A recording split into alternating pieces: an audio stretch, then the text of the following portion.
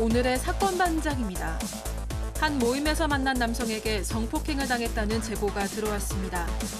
피해 여성은 숙박업소 CCTV 영상을 증거로 제시했는데 남성은 합의하에 성관계를 했다고 주장하고 있습니다. 결혼식장의 실수로 메이크업 시간이 지연되고 축가가 나오는 부분에서 음향 실수까지 벌어졌다는 제보가 들어왔습니다. 제보자는 본사 측이 인터넷에 글을 안 올리는 조건으로 합의서를 쓰자고 했다고 주장했습니다. 뾰로롱 안녕하십니까. 자, 이번 한 주는 말이죠. 우리 오윤성 교수님이 일주일 내내 월요일부터 금요일까지 쭉 출연을 하시기로 하셨습니다. 그 박상희 교수님이 그 휴가를 가신다고. 네, 예, 그래서 서로 이렇게 품앗이를 하시기로 하셨다고요? 네, 그렇습니다. 알겠습니다. 자, 많이들 좀 기대를 해주시고요.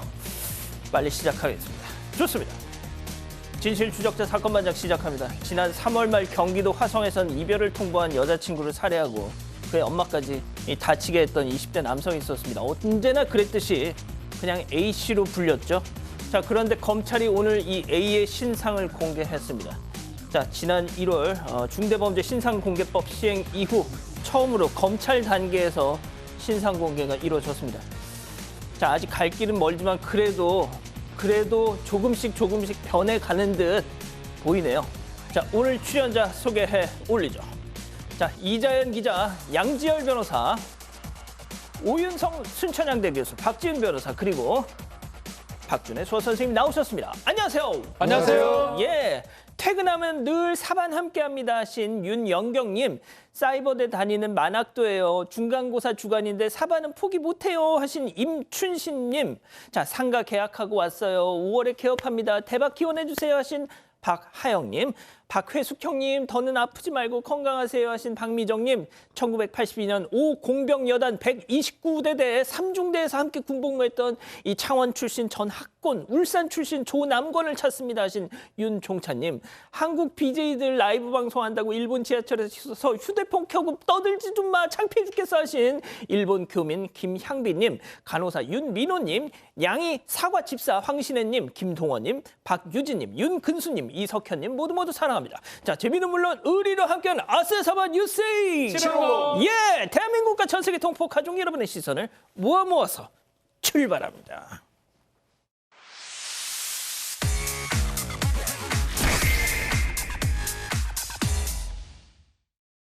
처음부터 달려보죠.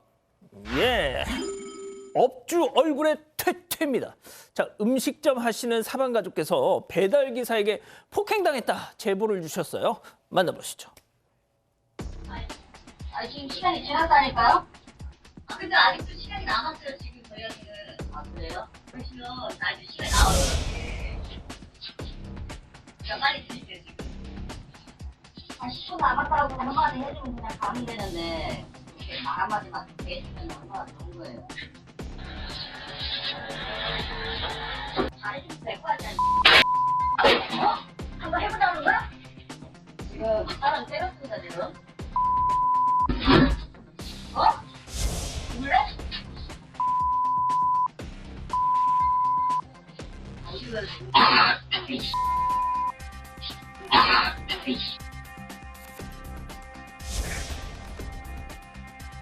아, 이게 어떻게 된 거죠, 이거? 네, 지난 19일 점심 무렵이고요. 서울 강남구의 한 식당 업주가 제보를 했습니다. 예정보다 일찍 도착한 이 배달기사가 음식 빨리 달라고 재촉을 하더니 음식 받고 오토바이로 출발하기 직전에 욕설을 한 겁니다. 이 제보자도 참지 않고 전화해서 따지면서 같이 욕설을 했는데 기사가 돌아와서는 헬멧 던지고 목을 가격하고 이렇게 폭행을 시작했다는 게 제보자의 주장입니다. 이뿐만이 아니라요. 제보자의 목을 조르기도 했고요. 얼굴에 타액을, 그것도 가래침을 2차례 뱉었고 다시 찾아와서 피우던 담배로 위협까지 했습니다. 결국 경찰에 신고했습니다. 하지만 여기에 대해서 이 배달기사, 아니다, 가게 입구에서 동시에 멱살 잡았다 이러면서 쌍방 폭행을 주장하고 있고요.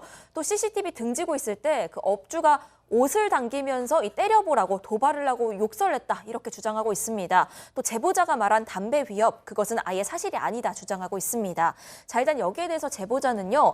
아니다, 담당 형사도 CCTV 다 확인했는데 쌍방 아니고 일방 폭행이라고 했다 다시 한번 주장하고 있습니다.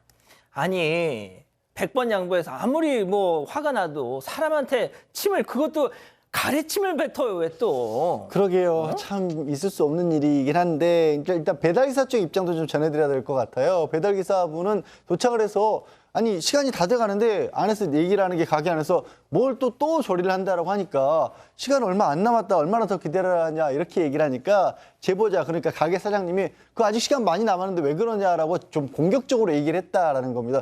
알고 보니까 이게 모르겠어요. 프로그램 오류로 추정이 되는데 두 사람이 보는 시간이 한 3분 정도 차이가 났답니다.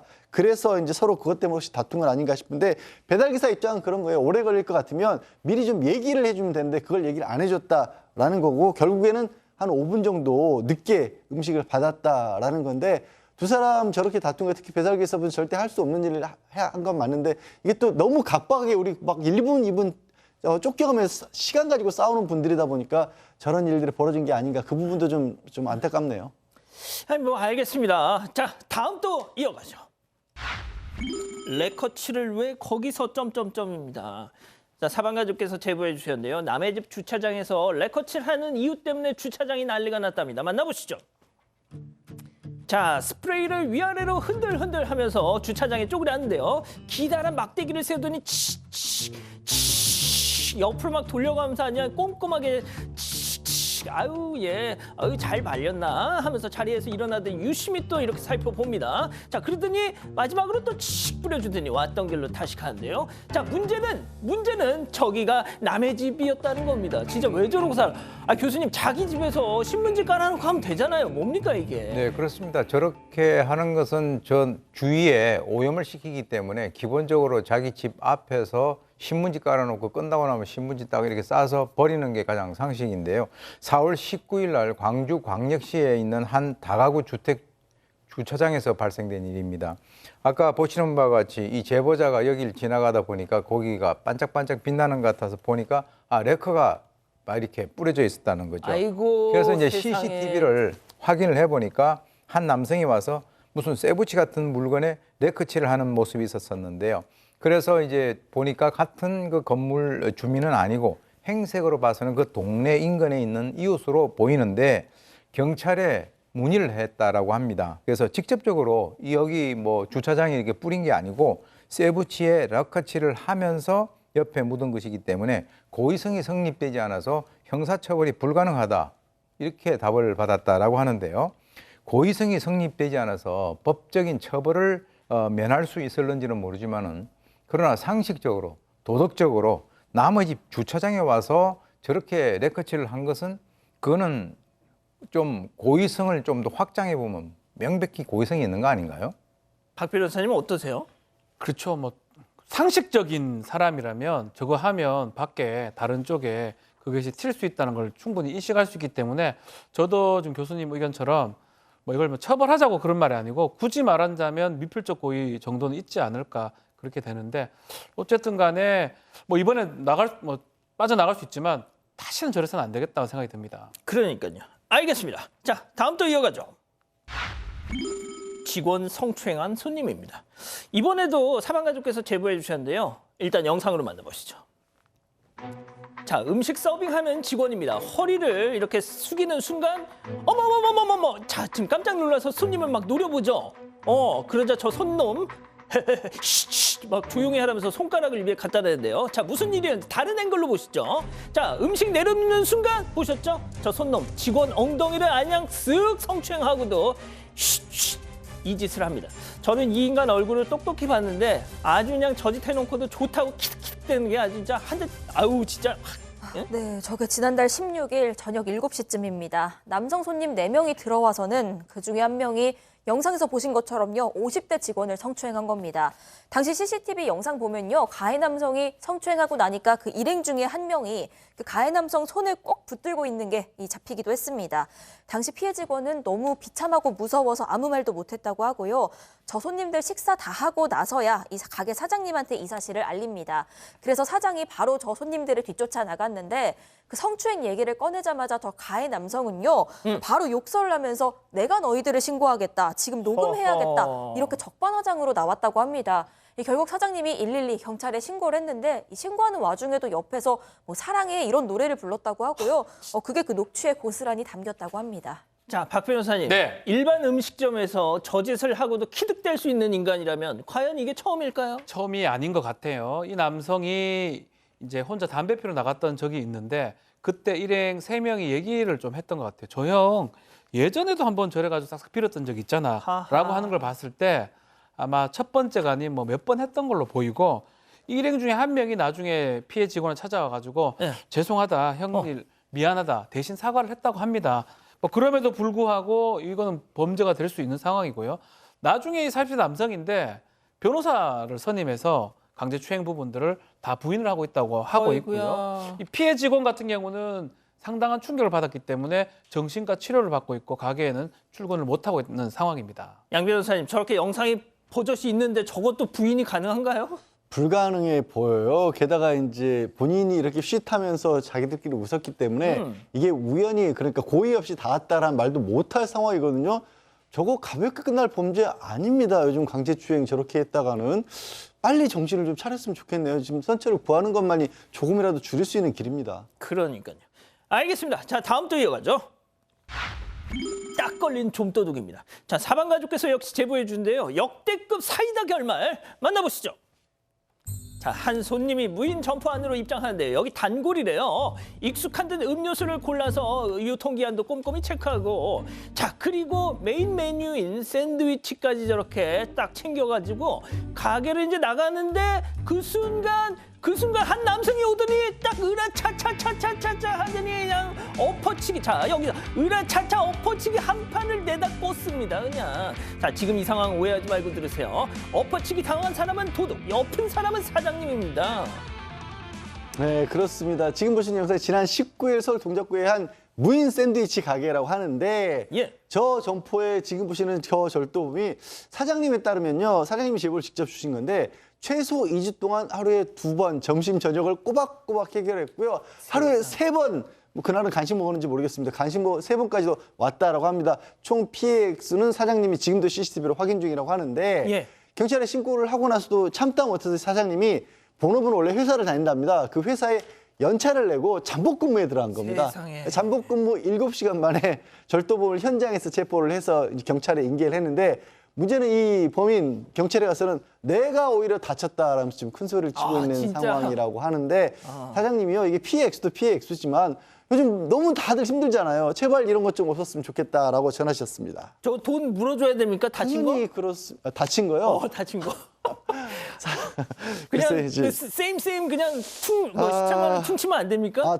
뭘요? 퉁치는 건 안 되고요. 예. 일단 절도범 해야 되고 실제로 다쳤다라면 문제 소리가 조금 있긴 한데 그렇게 다칠 만한 상황은 아닌 걸로 보이거든요. 아이, 그러니까요. 아이, 뭘 다치긴. 자, 마지막 사연으로 가보죠. 시도 때도 없이 뿡뿡뿡입니다. 방기대장 뿡뿡이 자, 사방가족께서 집단 지성의 판단을 받아보고 싶으시다면서 주말밤에 카톡을 보내셨어요. 네, 그 식사 중에도 가스 풍기는 그 오빠 때문에 너무 괴롭다는 사연인데요. 사연자 부부는 한 1, 2주에 한 번씩은 꼭 친정에 가서 가족끼리 다 같이 밥 먹는 시간을 가진다고 합니다. 그런데 매번 갈 때마다 기분이 나빠진 상태로 귀가하게 된다고 하는데 바로 식사 중에 아무렇지도 않게 방귀를 뀌는 오빠 때문입니다. 자기 편한 대로 그냥 뀌는데요. 참으려고도 안 하고요. 뭐 사과도 안 합니다. 매번 이러니까 이제 사연자가 이거 예의가 아니다. 대화로도 해보고 화도 내보고 심지어 식사 중에 자리 박차고 나간 것도 이미 여러 번입니다. 근데 오빠는 이게 뭐가 문제인지 전혀 이해를 못하고요. 오히려 빈정거리기만 합니다. 엄마 역시도 밥 거의 다 먹었는데 뭐 어때? 네가 예민하다 하면서 오히려 사연자를 나무란다는 겁니다. 또 그 새언니 역시도요. 우리 남편이 그 다른 사람들한테는 굉장히 또 친절하고 예의 바른데 왜 여기서만 이런지 모르겠어요 라고만 말한다는데 일단 사연자 남편은요 뭐 차마 나서지는 못하지만 집 갈 때 그냥 겨우 그래 방귀는 좀 그렇지 라면서 맞장구 쳐주는 정도입니다. 정말 제가 예민한 거냐면서 사연 보내주셨습니다. 자, 이거 뭐 이론의 여지가 있을까 싶은데 말이죠. 기다리고 기다리셨던 푸처 핸즈업 타임 유튜브 JTBC 뉴스 채널과 사건 반장 독립 채널에서 6천여 분의 우리 가족 여러분들 함께하고 계신데요. 채팅창에 OX로 함께 참여해 보시죠. 먼저 사연자 여동생입니다. 오빠, 지훈이 오빠, 나 진짜 너 너무 싫어. 식사 전에 화장실 가서 다 좀 풀고 와. 뭐 하는 짓이야 맨날. 한 입을 덮고 사는 우리 신랑도 그 정도는 아니야. 근데 네가 뭔데 우리 지열 씨도 안 하는 짓을 네가 뭔데 내 앞에서 맨날 해. 매제 보기도 창피하지도 않니? 어우 진짜 더러워 죽겠어. 자, 동그라미. 그렇습니다. 이거 뭐 여지가 있습니다. 다음은 오빠예요. 아 진짜 야 이자연 누가 들으면 너는 아주 그냥 이슬만 먹고 사는 줄 알겠다. 야 가족끼리 있는데 어쩌다 몇 번 그런 거야. 이게 방송국에다 제보할 일이야. 야 방귀 냄새 맡으면 너 죽어. 그리고 저번에 매자가 그러더라. 네가 하도 깔끔 떨어서 자기 쓰레기 버린다는 핑계로 밖에 나가서 낀데 이게 사람 사는 거냐고. X입니다. 박 변호사님. 말할 필요는 없는 기본적인 식사 예절인 거죠, 사실은. 방귀라든지 방귀 참을 수 있는 거잖아요. 그리고 만약 힘들면 딴 데 가서 잠깐 일어나도 되는 거고, 트림 같은 거. 예전에 이제 저희 이제 돌아가신 아버지 같은 경우는 살짝만 이렇게 해도 엄청 화를 내셨거든요. 그래서 저희 밥상에서는 사실 그 지켜야 될 부분, 뭐 지금 요즘은 굳이 그럴 필요는 없지만 최소한의 어떤 예의 중에 하나가 방구는 그냥 혼자 끼세요. 그거는 하면 안 됩니다. 트림 같은 건 해도 된다. 방귀는 끼지 마라. 또 차이가 있군요. 네. 트림하고. 자, 교수님. 저거는 가장 기본적으로 가정교육이 안 돼 있다라고 저는 봅니다. 그리고 이제 그 조금 이제 그 터치를 하게 되면 그 어머니가 그것을 보고 야 이게 뭐 별거 아니잖아라고 얘기를 하는 것으로 봐서는 저 집은 어떻게 보면 아들 제일주의가 아닌가 하는 그런 생각이 들고요.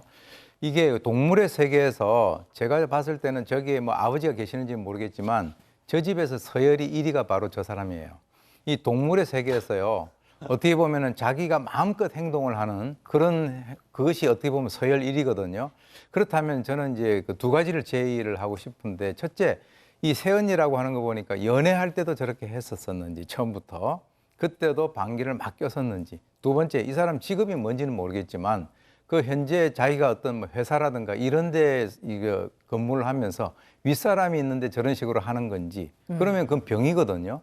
근데 지금 거기서는 안 그러고 여기서 이렇게 한다라고 하는 것은 아까 뭐 가족끼리 어떠냐라고 하는데, 사실은 가족끼리 가장 기본적인 예의를 갖다 차리지 않으면 이거는 굉장히 불편해집니다. 자, 양 변호사님. 이거 두 분 말씀에 뭐 더 보탤 게 있는지 모르겠습니다. 저건 그냥 있을 수도 없는 일이고 뭐 진지하게 얘기하고 싶지도 않고요. 사실은 유일한 한 가지 뭐가 있다라면 뭐 대장에 굉장히 큰 탈이 있어가지고 도저히 자기가 조절이 안 되는 그런 상황이 아닌 한 참으셔야죠. 저게 뭡니까? 나이 먹을 만큼 먹어가지고. 참. 우리 가족 여러분들 중에 소수 의견 있습니까? 소수 의견이 있긴 했습니다. 아, 진짜? 히읗히읗 지은님은요. 같이 사는 것도 아니고 1, 2주에 한 번인데 그냥 좀 봐주세요. 또 이런 의견이 있긴 했는데요. 예. 그래도 대부분은요. 바른사람님, 안에서 방귀 뀌는 오빠 밖에 나가서도 방귀대장 됩니다. 장검사 시키세요 하셨고요. 러브천사님, 우리 집 남편도 그래요. 화내면 해맑게 웃습니다 하셨습니다. 윤미남 님도 새언니요? 저런데 결혼을 했다고요? 이런 의견 보내주셨습니다. 그렇군요. 알겠습니다. 자, 사건반장 제보 메일과 카카오톡 사건반장 제보 채널에서는 많은 사연과 제보 기다리고 있습니다. 청주 사시는 김나연님 보고 계신가요? 15개월 된 반려견 체리, 체리의 사연을 보내주셨는데, 어느 날 체리와 함께 차를 탔는데 카 오디오에서 흘러나온 노래에 맞춰서 얘가 노래를 하더래요. 에이 설마. 자, 직접 확인해 보시죠.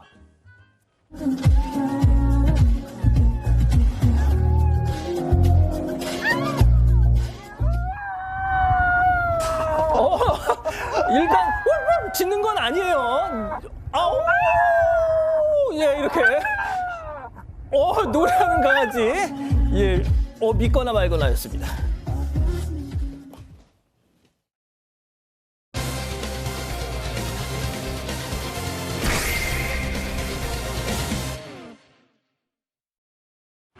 한 숙박업소의 복도입니다. 여성이 몸을 제대로 가누지 못해서 남성의 부축을 받으며 휘청휘청 걷고 있는데요. 남성은 카드키로 방문을 열었는데 곧바로 주저앉아 바닥에 떨어진 여성의 가방을 챙긴 뒤 방 안으로 들어갑니다. 그런데 얼마 지나지 않아서 갑자기 방문이 다시 열리더니 여성이 복도로 쓰러집니다. 남성은 한 손으로 쓰러진 여성의 손을 질질 끌었고 방문은 닫힙니다. 대체 두 사람 사이에 무슨 일이 벌어진 걸까요? 자, 제보 사건인데요. 이 제보자는 2년 전 한 숙박업소에서 눈을 뜬 이후부터 매일매일 지금까지 악몽 같은 시간을 보내고 있다고 하십니다. 자, 사건 당일로 돌아가 보죠. 네, 이 제보자는 30대 여성인데요. 이때가 자격증을 따려고 좀 공부를 하고 있던 시기였다고 합니다. 2022년 4월 17일 오후 늦게 이 당시에 그 지인인 학원 강사랑 만나서 같이 할 사업 관련된 얘기를 나누기로 했습니다. 이 당시에 사연자는 차를 끌고 나갔는데 술을 한잔 하게 됐습니다. 그런데 이 제보자에 따르면요. 그 과음을 하면 기억이 사라지는 이른바 뭐 블랙아웃, 의식까지 사라지는 패싱아웃 이런 증상들이 원래도 좀 있었어서 옛날에는 블랙아웃 상태에서 갈비뼈까지 부러진 적이 있답니다. 그래서 이때 금주 중이던 상태였는데 이 당시에는 지인이랑 단둘이 만나는 자리라서 믿고 술을 좀 마셨는데요. 공복이어서인지 1차 중간부터 벌써 기억이 사라졌고 2차를 어떻게 이동했는지도 기억이 잘 안 난다고 합니다. 드문드문 나는 기억이 있는데 2차 때 그 학원 강사의 남편 그리고 그 남편의 친구 또 다른 남성 이렇게 3명이 합류해서 인사를 했다라는 정도였습니다. 학원 강사인 지인에 따르면 그 사업에 도움을 주려고 부른 사람들이었다고 하는데 이 술자리 다음 날 눈을 뜬 곳이 낯선 숙박업소였던 겁니다. 게다가 제보자는 옷을 하나도 입고 있지 않은 상태였고요. 그 방 안에는 아무도 없었는데 몸에는 멍자국이 있었고 또 그 성폭행을 당한 흔적도 남아 있었습니다. 이 블랙아웃.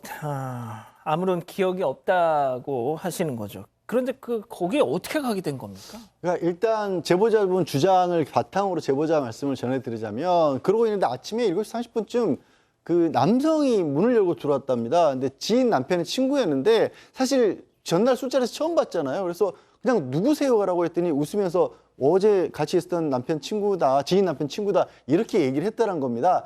제보자 주장에 따르면 그리고 공소장이 이미 재판에 넘겨졌기 때문에 공소장이 있고 또 그 자리에 동석했던 이 제보자분의 지인 부부 이 말들을 종합해 보면 술자리 마실 때는 전부 다 많이들 취했었대요. 그래서 다 같이 일행이 대리를 불러 나왔는데 이 남성이 대리를 불러준 게 아니라 식당 인근에 있는 숙박업소로 데리고 갔다라는 겁니다.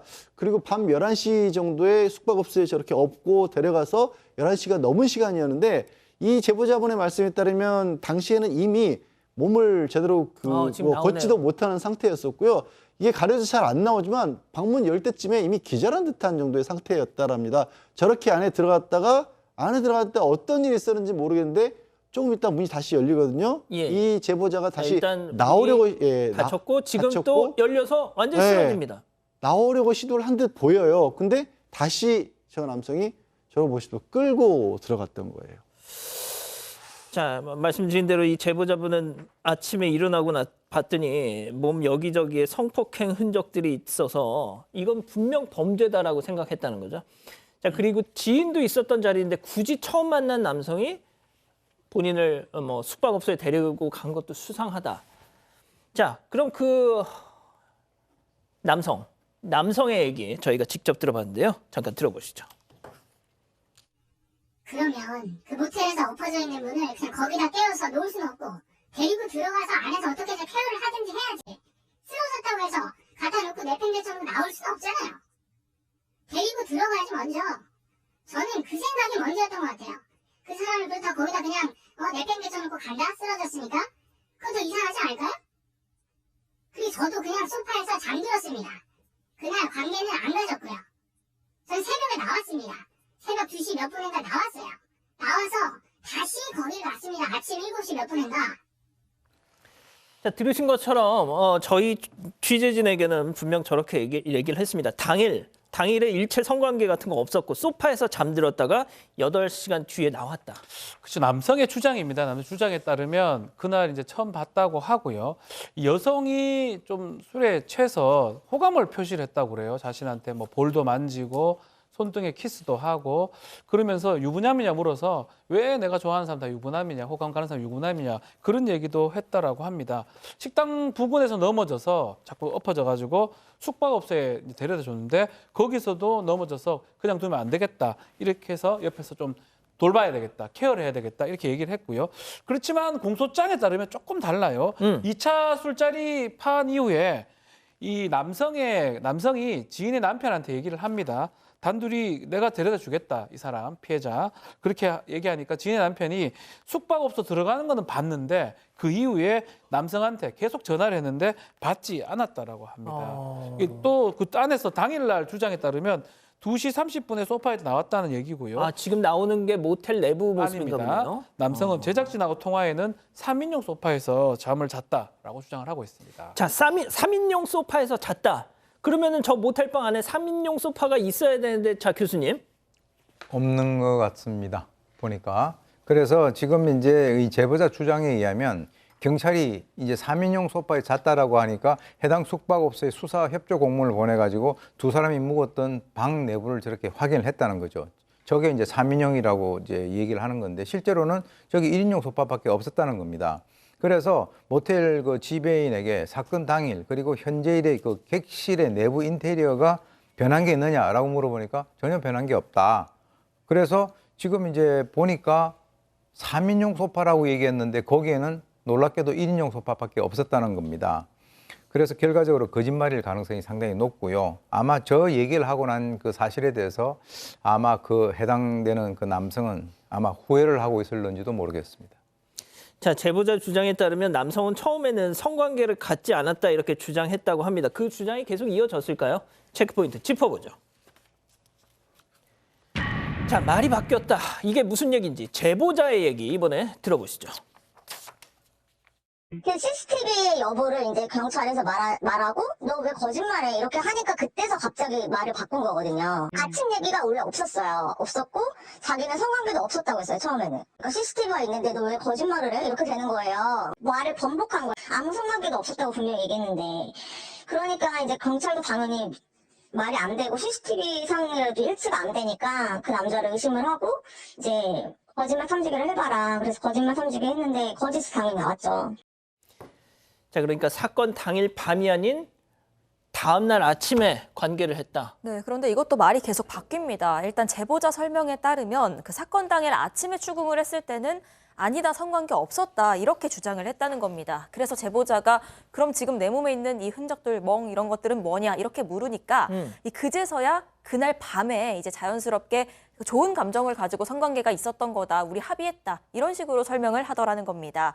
그런데 경찰 수사가 시작됐는데요. 여기에서 이번엔 또 남성은 그 당시 여성은 안 취했고 멀쩡하게 자기 발로 들어왔고 서로 좋아서 모텔에 온 거고 성관계도 없었다고 다시 말을 바꿉니다. 그런데 이 부분은 이제 분명히 이 영상에 남아있는 사실과 다르잖아요. 경찰이 CCTV가 다 있다, 왜 거짓말 하시냐 이렇게 물었더니 그제서야 사실 다음 날 아침에 합의하에 성관계를 가졌다라고 최종적으로 말을 바꿨다는 겁니다. 이제 남성 주장에 따르면요. 결국 그 아침에 가졌다는 게 최종 주장인데요. 예. 그 새벽 2시 반쯤에 귀가를 한 뒤에 아침 7시 30분쯤에 이 숙박업소에 다시 찾아가서 뭐 전날 있었던 일, 그다음에 서로 하는 일에 대해서 자연스럽게 대화하다가 상호 합의하에 성관계가 있었고 이 당시에는 여성이 술 취한 상태가 아니었다고 설명하고 있습니다. 그러면 이 남성은 이 여성이 지금 거짓말을, 제보자가 거짓말을 하고 있다 이런 얘기인 것 같은데, 자, 양 변호사님 입장이 물론 일단 첨예하게 갈리네요. 첨예하게 갈리는데요. 사실 수사기관의 의견은 범죄가 맞다라는 거예요. 경찰에서도 중간간치사죄로 기소 의견으로 검찰에 송치를 했습니다. 그 과정에서 남성은 대형 로펌에서 변호사도 4명씩 선임을 했다라고 하는데, 검찰에서 이 의견을, 경찰의 의견을 봐서 보완을 하라고 지금 수사 지침을 했습니다. 다른 게 아니라 이런 부분을 좀 보강해야겠다는 거고요. 두 가지였습니다. 주변에 이제 참고인들 조사를 한 번 더 자세하게 해봐라는 거고, 저 CCTV 내용도 피해자에게도 보여주고 얘기도 한번 들어봐라였고, 그러니까 이게 뭐 기중으로 기소를 검토를 했다 그래서 보완 수사를 했다 그래서 경찰에 의해서 의견을 낮게 봤다 이런 게 아닙니다. 자, 검찰이 기소를 했습니다. 자, 그런데 말이죠. 이 제보자분이 저희한테 정말 억울하다면서 어렵사리 털어놓은 얘기가 있습니다. 뭐 손등에 뭐 키스하고 호감을 표시했다 그랬다잖아요. 근데 성관계 그럴 이유가 전혀 없다. 이유가 있었습니다. 제가 보더라도 이제 아마 이 그 여성 입장에서는 드러내기 꺼릴 수 있는 그런 부분일 수 있는데요. 이 제보자가 자기가 동성애자다. 그래서 남성에게 호감을 갖다가 가지지 않는다 이렇게 얘기했고요. 그래서 먼저 적극적으로 대시할 만무하다 이렇게 얘기를 했습니다. 만약에 호감을 표현한 게 맞다라고 하면 왜 사건 당일에 소파에서 잠만 자고 그러면 다음 날 성관계를 가졌을지 그것이 의문스럽지 않느냐 이렇게 이제 그 주장을 하고 있는 사항인데요. 그리고 이제 이성애자인 그 남성에게 더군다나 유부남에게 성폭행을 당한 것 자체가 상당히 본인으로서는 충격적이고 상당히 그 수치스럽게 생각을 한다라고 하면서 상식적으로 이제 이성애자인 그 보통의 여성들이라고 하더라도 지인들이 다 있는 자리에서 그리고 이제 아마 이 지인하고 사제 관계인 것 같아요. 그런데 그 지인의 남편 친구가 유부남인데 마음에 들어서 같이 숙박업소를 갔다. 말이 안 된다. 뭐 이제 아까 보니까 이제 많이 그 만취한 그런 상태이긴 한데 현재 1심 재판 중인데 이 블랙아웃으로 치료를 받고 있다라고 하는 그 증거 자료 그리고 동성애 관련 상담 기록 또 SNS 기록물 등 모두 재판부에 제출을 한 그런 상태라고 합니다. 예. 이 제보자분이 성소수자셨군요. 그래서 저희가 이제 이 남성에게 조금 더 구체적인 내용의 입장을 들어보려고 했지만 그에 대한 답변 없었습니다. 다만 한쪽의 일방적 주장만 근거해서 보도를 하면 사건 반장 민형사상의 책임을 묻겠다 뭐 이런 말만 지금 저희한테 문자가 왔는데 저희 전해드렸잖아요. 예, 한쪽의 일방적인 내용만 전달해드린 거 아닙니다. 자, 첫 번째 사건 이렇게 정리하고요. 두 번째 사건 이어갑니다.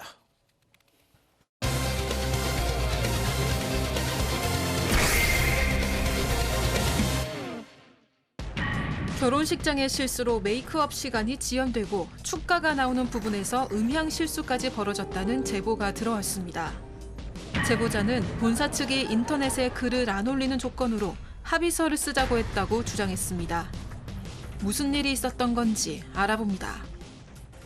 자, 요즘 결혼하신 분들 많이 계시는데 정말 좀 관심이 가실 만한 제보 사건입니다.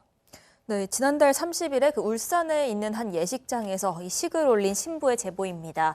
이 신부가요, 12시 30분에 예식이 예정돼 있었기 때문에 이곳에서 아침 8시에 이제 메이크업을 받게 되는 그런 일정이었다고 합니다. 그래서 8시까지 가야 되는데 이제 좀 여유 있게 7시 40분쯤 도착을 했다고 하고요. 그런데 약속된 시간보다 30분이나 지나서 8시 반에야 이 둘이 메이크업을 시작하게 됩니다. 원래 이렇게 늦게 시작하는 거냐 이렇게 물어봤는데 그제서야 이제 예식장 측에서 설명하는 얘기가 앞타임 신부가 30분을 지각했다라는 거였습니다. 게다가 이 지각한 앞타임 신부의 수정 화장하기 위해서 메이크업을 하다 말고 자리를 비우기도 했고요. 이 제보자뿐만이 아니라 시아버님 역시도 20분이나 늦게 메이크업을 받게 됐습니다. 이 업체 측이 늦어진 이유에 대해서 먼저 말해주지도 않고 양해를 구하지도 않고 그래서 좀 이런 상황이 찝찝하긴 했지만요. 당장 식을 올려야 하기 때문에 일단 참았다고 전해왔습니다. 자, 뭐 그래도 본식만 문제 없으면 되지 하는 생각으로 딱 씩씩하게 식장으로 들어갔는데 바로 여기서 결혼식에 꽃을 할 수 있는 여기서 펑 상황 직접 만나보시죠. 자, 이제 우리 신랑님의 축가 무대 만나보실 텐데요. 응원의 박수 한번 보내주시죠.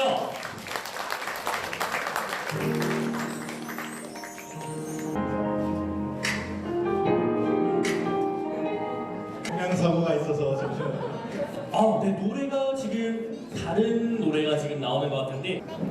네.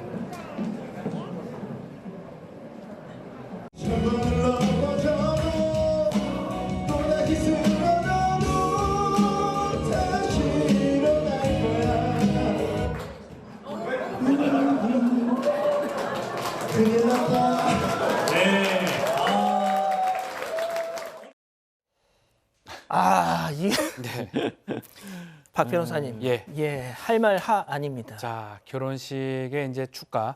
이 결혼식 좀 많은 걸 생략하고 좀 간략하게 하려고 했는데 그중에 결혼식에 또 꽃이 축가 아니겠습니까? 축가를 신랑 본인이 하는 걸 본인이 아마 꿈꿔왔던 것 같아요.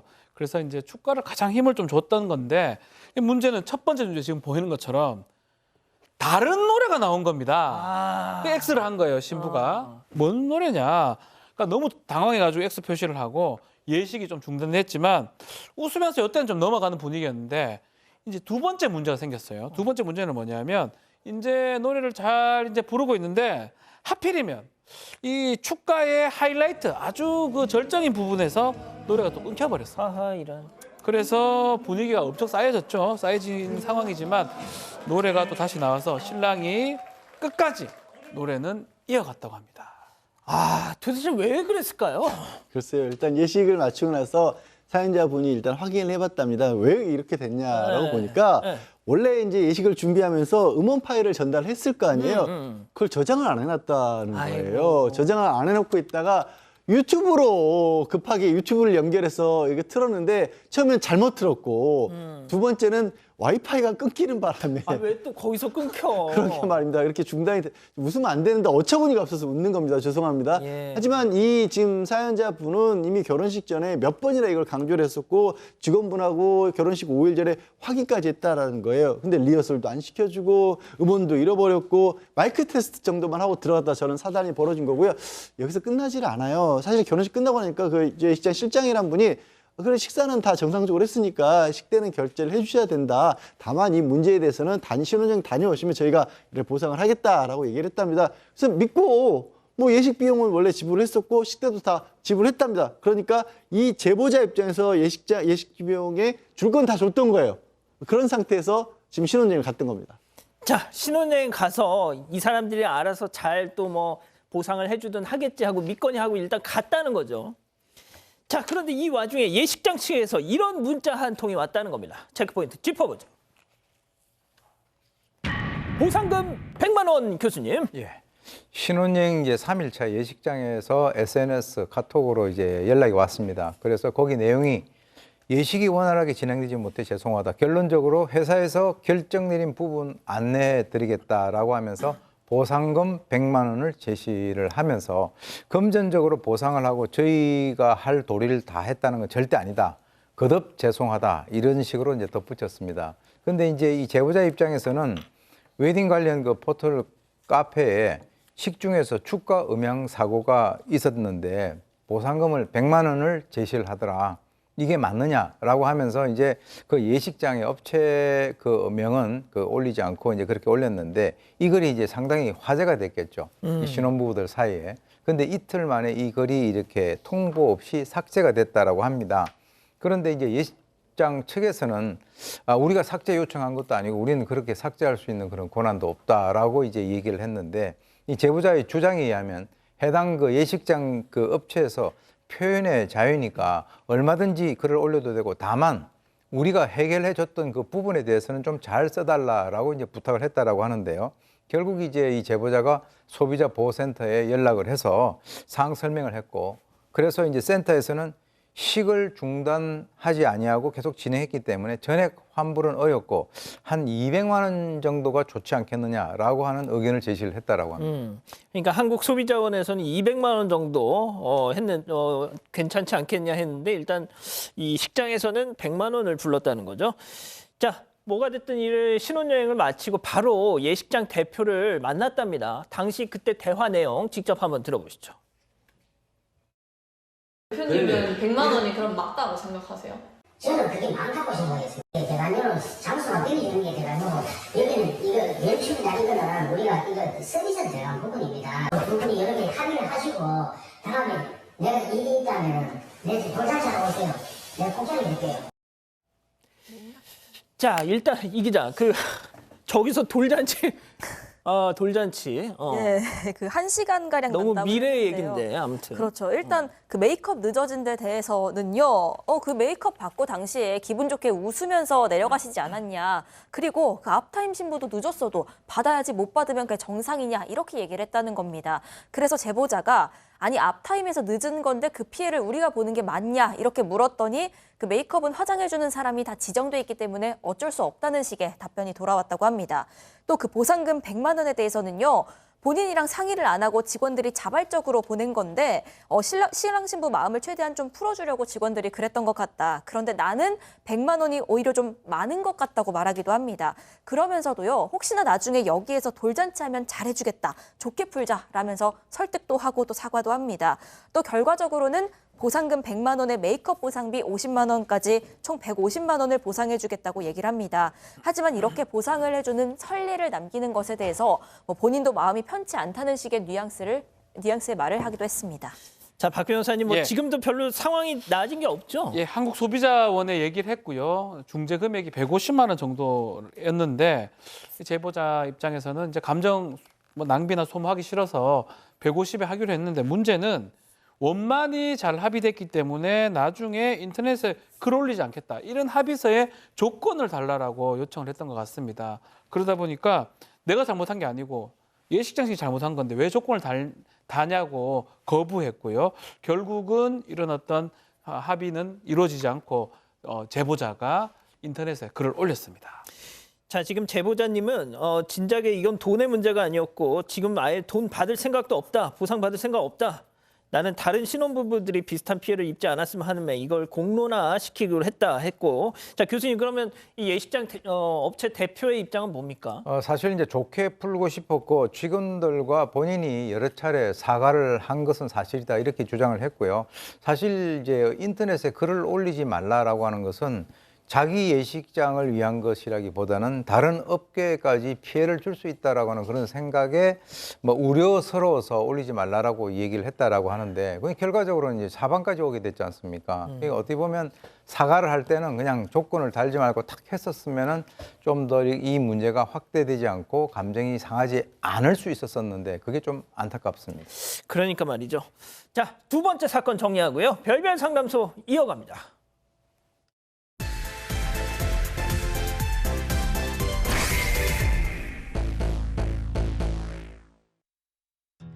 자수성가한 남편 덕에 지난 30년 동안 돈 걱정 없이는 살게 했지만 딱 거기까지였다는 아내 홍 씨.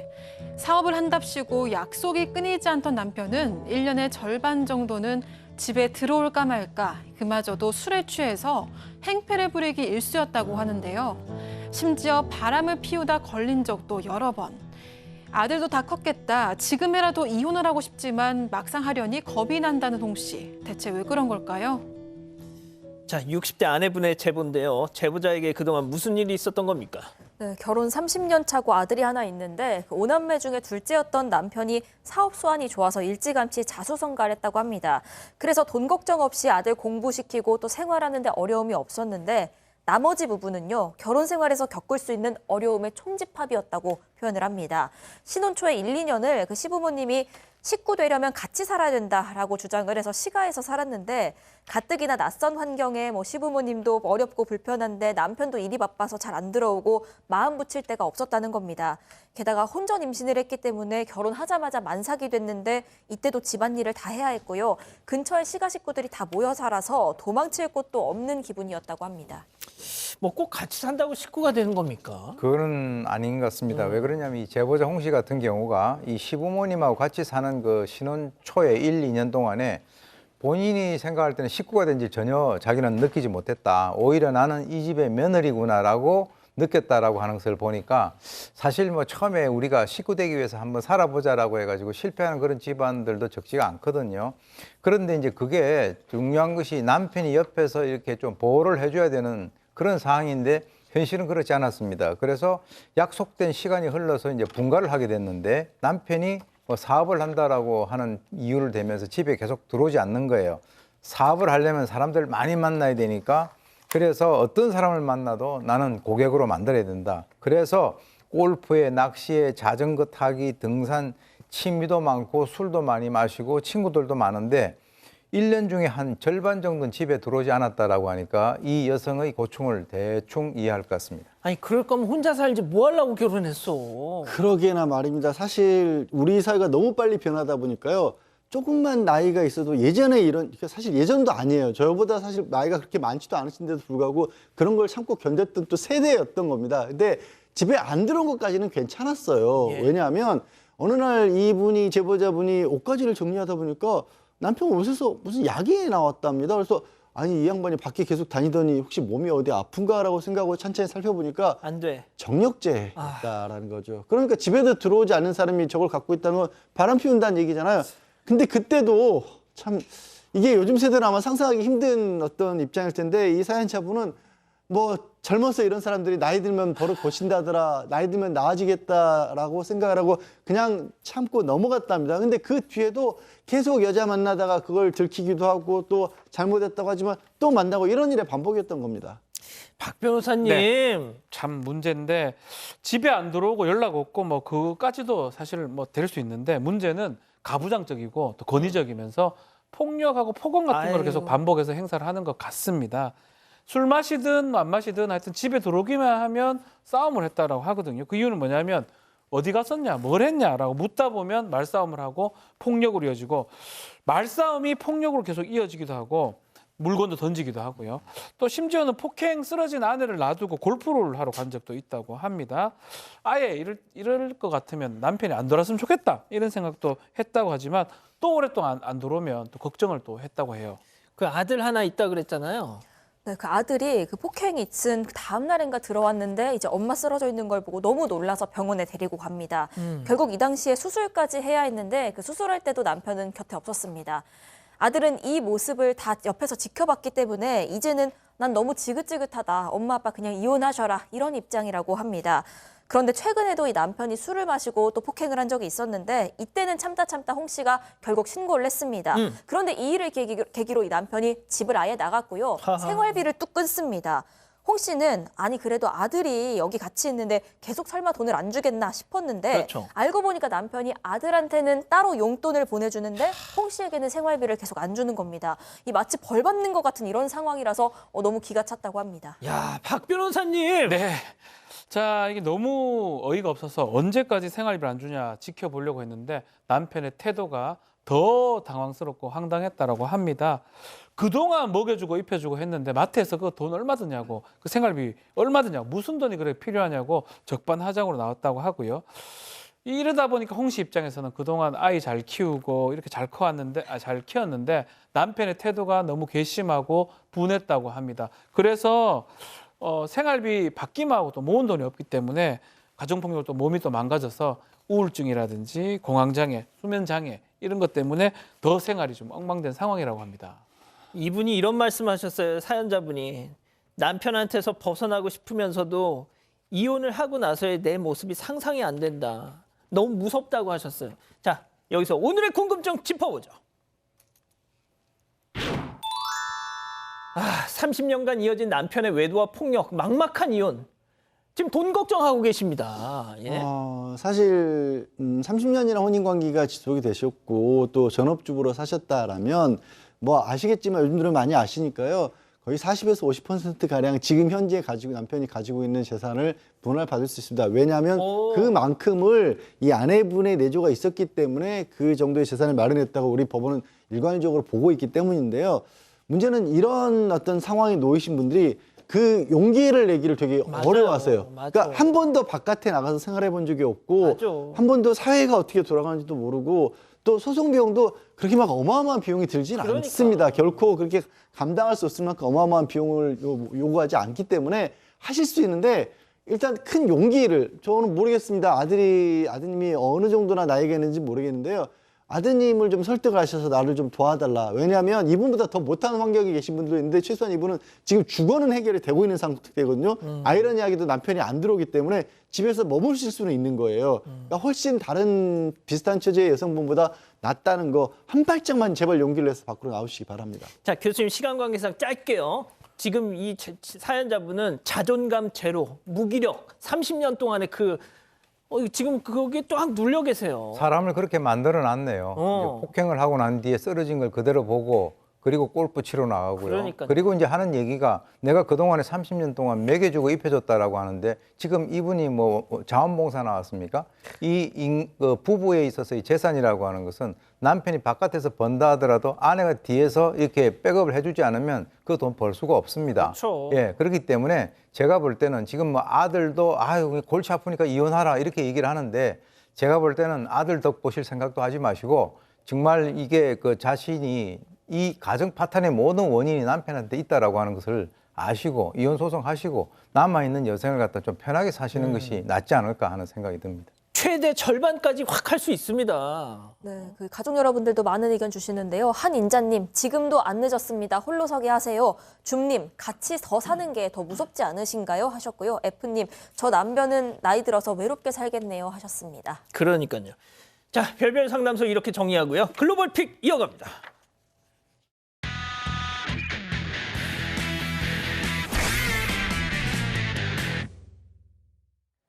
네, 여기는 미국입니다. 현관문에 선 강아지가 똑똑 노크를 하죠. 문이 열리자마자 잽싸게 들어갑니다. 바로 이 북슬북슬한 검은 털을 가진 친구 때문이었습니다. 얼마 전에 그 이사를 왔다는데요. 새 친구가 왔다는 소식을 또 어떻게 들었는지 매일 이렇게 놀러 온다고 합니다. 아우, 그렇구나. 아무리 노크를 해도 안 열릴 땐 친구네 집 앞마당에 벌러덩 누워서 혼자서 놀기도 하고요.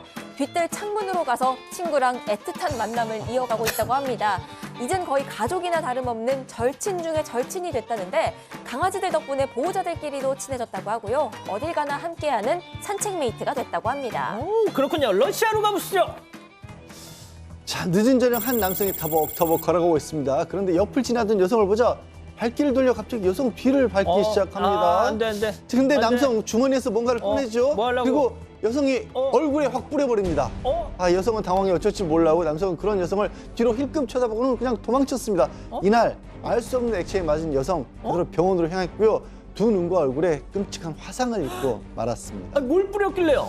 염산 같은 화학물질이었다고 합니다. 심지어 뭐야. 피해자가 또 있었습니다. 16살밖에 안 된 소녀에게도 같은 반응을 보였다고 하는데요. 이 끔찍한 화학 테러에 경찰은 동네를 샅샅이 뒤졌고 남성을 잡아냈습니다. 31살의 이 남성 잡혔는데 웃었습니다. 웃고 있습니다. 인근 대학에서 공학을 가르치는 교사였답니다. 이번 일로 교사요? 예, 당연히 해고가 됐고 구금됐습니다.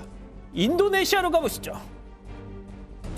한 녀석이 마트에서 장본 물건을 계산하고 있습니다. 바로 뒤에 서 있던 남성 아래 진열대를 보는 듯 쪼그려 앉습니다. 그리고 여성을 흘끗 쳐다보는데 뒷모습을 뭐 계속 하려고? 응시하던 남성 주변을 보다가 뭐 하려고? 휴대전화를 치마 속으로 쏙 아이, 넣어서 진짜. 사진을 찍습니다. 이를 눈치채지 못한 여성이 마트를 떠나자 남성은 태연하게 물 한 병을 계산했습니다. 아이씨. 예, 미국에서도 비슷한 일이 있었어요. 보실래요? 자, 이번에도 마찬가지로 한 마트인데요. 여성이 물건을 보기에 쪼그려 앉자 뒤에서 서성이던 남성이 조심스럽게 접근해 휴대전화를 짧은 치마 속으로 쏙 밀어 넣습니다. 다행히 이 남성의 반응은 금방 들통이 났습니다. 이전부터 이 수상한 행동을 보이던 남성을 한 손님이 계속 지켜보면서 따라왔고 세상에. 그래서 범죄 깜찍 현장을 없어. 딱 포착한 것이었습니다. Excuse me, what are you doing? I just saw you put that underneath her dress. Absolutely you did. You absolutely did. Ma'am, I really wasn't. Then show me your phone. And you were following me over in the children's section. Because I have a sister who's pregnant. Ma'am, I really wasn't. 네, 저 남성 결국 체포됐다고 하네요. 그렇군요. 좋은 기술이란 어떤 걸까요? 시대를 앞서가고 당신의 생각을 앞서가는 기술. 세라젬 마스터 V9. 이런 기술을 오리지널이라고 하죠. 세라젬 디 오리지널. 건강한 뼈는 단단한 뼈를 말하는 거죠. 뭐? 그런 당연한 소리를. 그럼 그대로 챙기시죠. 단단하게. 기능성 원료인 유단백 추출물 인체 적용 시험 결과 골밀도 골강도 증가 확인. 약해진 뼈를 단단하게. 뼈엔 MVP. 사랑하는 사건반장 가족 여러분, 행복한 밤 보내시고요. 저희는 내일도 사반 750 저녁 7시 50분에 다시 옵니다. 안녕히 계십시오.